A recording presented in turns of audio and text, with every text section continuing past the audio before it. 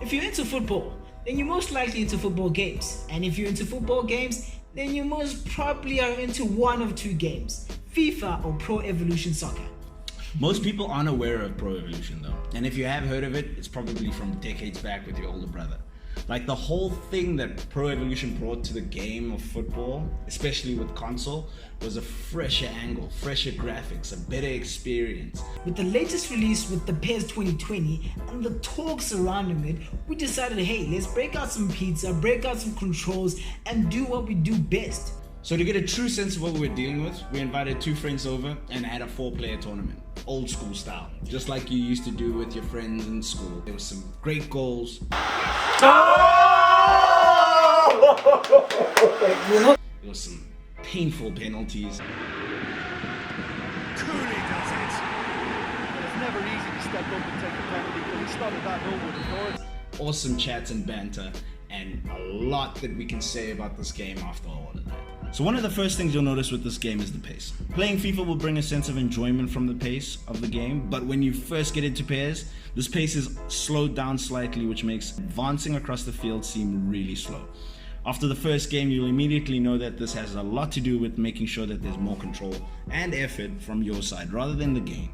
Passes have to be well timed, and when you complete a pass from one player to the next, you'll feel yourself slowly building momentum and getting a hang of your team. The physics of the game. The ball feels real in PES, so do the players. Holding the sprint button can be irresistible, especially if you've played FIFA for years and years, but in PES, it could cost you. Simply holding R2 and running across the pitch is not ideal for accurate passes, accurate receiving, or even shooting on target. You have to apply some sense and skill, which means you're a lot more involved with the game than what you would with FIFA. And the next thing to mention is the menu and interface. To be honest, the color scheme and overall look and feel in the menus can be a bit jarring, especially when you're used to the clean and sleek color scheme of FIFA. Due to a rights issue, it's clear that certain team names and player faces have been altered to accommodate for the legal department at Konami. But once you get past all of this and focus on the gameplay, this can be forgiving. Last but not least, the overall gameplay. Now, PES definitely feels like a game that's a lot more deliberate about making you feel like part of the match than just a guy with the joystick.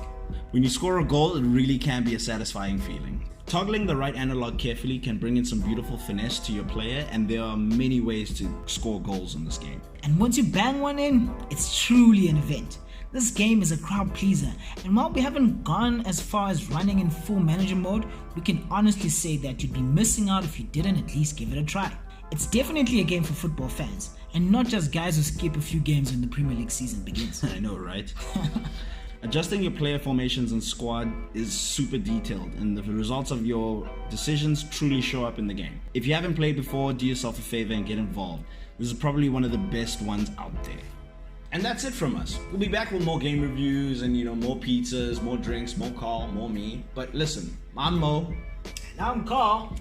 And we are out of here. You realize I'm the only one that can do this Yeah, now, right? You're doing it wrong. You need the wings.